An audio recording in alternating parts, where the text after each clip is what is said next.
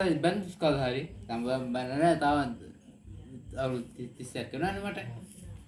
මම කවදාවත් බැන්දොත් මගේ ගෑණි කිසිම වැඩ පොලකට මං යවන්නේ නැහැ. ගෙදරදී අඩු මුඩු යන කාලා බිලා පිටපක්කෙත්. අපිට මොකද ඕනේ මේක අප්පේද අරක දෝනේ මේකද අඩුම අන්ඩර්ස් එක පාව මං සියලුම දේ මම දෙනවා. ඔබට ඉන්න ගෙදරට ඉඳපන් උඹ. හැබැයි නම් පටගුණොත් පටි ගැව්වා. බලයන්ගේ අම්මට අහප්පට දෙකක් කෙවුවා. උසාවියේ බන්දාගාරි ගියා නඩුව කතාක්ට. එයාට හොඳ කෙනෙක් මේ ඉන්නවා. සර් මගෙත් එක්ක කැමති නෑ. මම හොඳ කෙනෙක් ඉන්නවා. එයාගේ පෞල් ජීවිතේ එයා දෙන සතුටෙන් එයා ජීවත් වෙනවා මම කැමති කියලා. ඇත්ත කතා කියන්නේ බැංකු බලන්න. එදා සතුටින් එයා ජීවත් වෙනවා දකින්න මං ආසයි කියලා. ඒකට මට යන්න බෑ කියනවා.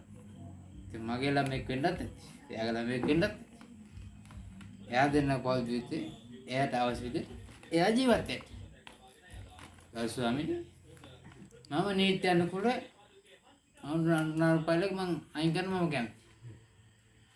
එයා කැමති අන්න. එයා අර මහත්තයත් එක්ක මහත්තයයි මිනිහරි මොකහරි අය ජීවත් වෙන්න. ඒ දෙන්න ජීවත් වෙන්න. සතුටින් ඉන්නවනම් මම කැමති. මට යන්න පුළුවන් මම යනවා. මම ගිහලා උදව් කළා මම යනවා. ගල් ස්වාමීනි කියලා මම සර්ට කතා කළා. දැන් සර් කියන්නේ මිස් කරන්නේ මම අපේ මනට මං කෙලින්ම කතා කරලා මම එනවා.